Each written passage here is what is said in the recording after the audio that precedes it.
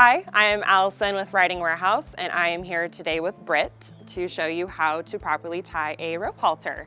We wanted to address some comments on our older video for those who are unable to see the knot being tied, so we're going to slow things down today and show you more detailed steps. So without further ado, let's get started.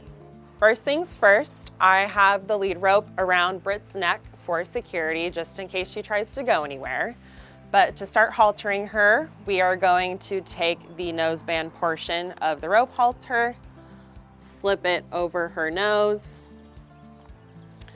and then we're going to take this pole piece and bring it up and around her neck.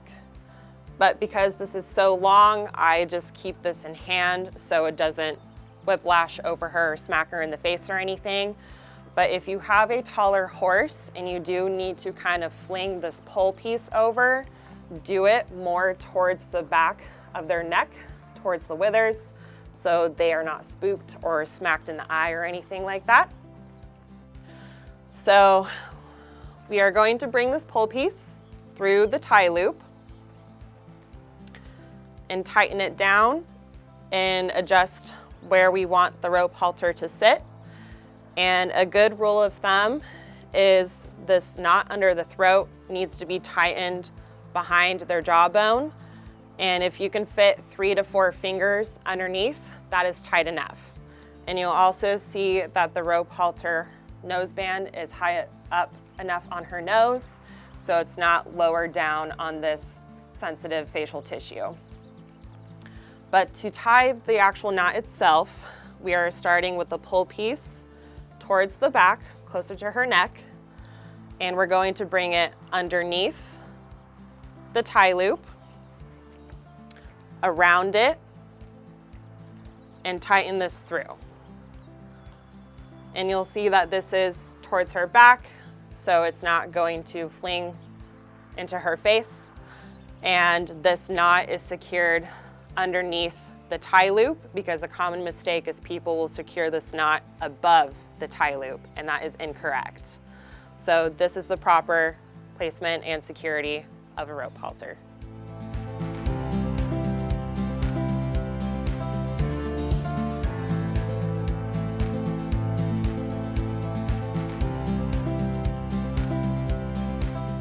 Okay, let's talk about some additional fit tips. For the noseband, a good rule of thumb is the 2-finger rule. So we want this nose knot to sit at least 2 fingers below her cheekbone. We don't want it up on her cheekbone, and we don't want it too low. So 2-finger rule, similar to a bridle noseband, just make sure the knot is off of her sensitive cheekbone.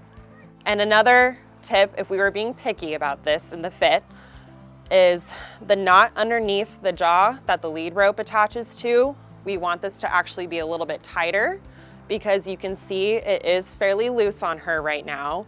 And if I am to turn the rope halter from side to side, there's a lot of movement, so I don't have stable communication. So we would adjust the knot tighter and leave some room underneath the jaw still. But now you can see how much more stable this is, and you'll have much more seamless communication with your horse. Another fit tip, this pole piece is really long, and so especially if you ride in a snap-on head stall that goes over your rope halter, something really easy you can do is just take the pole piece and slip it behind the jaw piece of this rope halter and let it hang. Because if this is out and your horse is moving around a lot, this swings, and if it's hitting them in the face and the eye, that is very irritating to them. So it's really easy to just tuck this back and behind, and there's way less movement. Another thing people can do is cut this, take a hot flame, melt it a little bit, and then solder the pieces back together. Because if you don't want to deal with this excess and tucking it behind, again, you can just simply cut it, flame, solder back together, and that is a really easy way to minimize this excess. Thank you so much for following along on how to tie a rope halter. If you liked this video, please subscribe to our YouTube channel. And for all of your rope halter needs and further education, please visit ridingwarehouse.com.